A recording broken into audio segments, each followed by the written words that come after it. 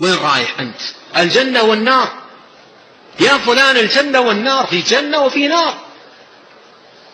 هل هذا الآن الذي ستفعله يقربك من الجنة؟ انتبه. هل يوصلك إلى النار؟ هل يباعدك من الجنة؟ وازن. إذا كان يباعد من الجنة التي فيها ما لا عين رأت ولا أذن سمعت ولا خطر على قلب بشر، والله من الغبن الفاحش الفادح أن يدخل الإنسان في لذة سريعة فانية، يدخل في لذة سريعة فانية ويحرم نفسه من لذة عظيمة باقية. اللهم أكرمنا أجمعين بجنتك. اللهم إنا نسألك الجنة وما قرب إليها من قول وعمل، ونعوذ بك من النار وما قرب إليها من قول وعمل. لو أن الإنسان عندما تأتي المعصية والدوافع لها والمغريات لها يقف قبل أن يكتب، يقول جنة ونار، جنة ونار. أنا نقل لي أحد الإخوة حتى ننظر في مسالك أهل العلم والعهدة على الناقل.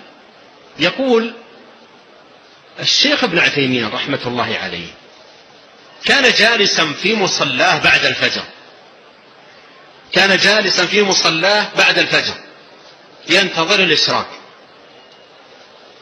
يقول فكان مع الشيخ نعاس، معه نعاس ويغلبه النوم في مجلس، وهو يريد الأذكار وورده في الصباح، فكان يغلبه النوم.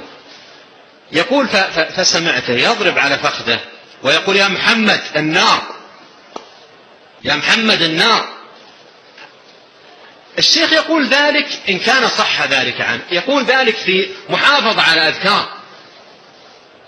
وحقيق بكثير من الناس أن ينتبه لهذا عندما تحدد نفسه بترك فرائض، عندما تحدده بترك فرائض أو تحدد نفسه بفعل محرمات. إذا حددت الإنسان نفسه أن يترك فريضة أو يفعل محرما يقول لنفسه يا نفس النار، يا نفس النار، يا نفس لا تحرميني من الجنة. يحاسب نفسه.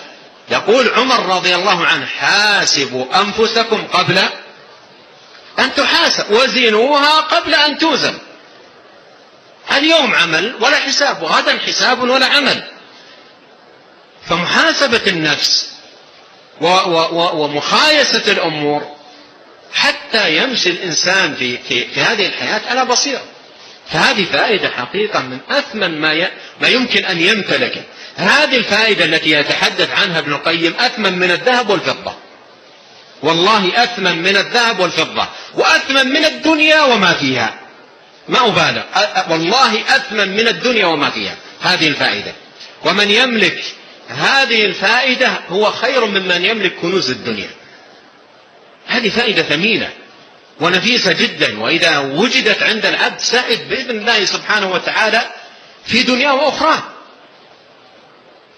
سعد في دنيا وأخرى، أصبح صالحا وأصبح أيضا مهيئا ليكون مصلحا للآخرين.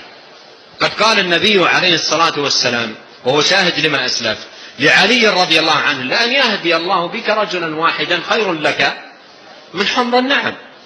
ويقول عليه الصلاة والسلام لا نقول سبحان الله والحمد لله ولا إله إلا الله والله أكبر أحب إلي مما طلعت عليه الشمس، أي من الدنيا وما فيها.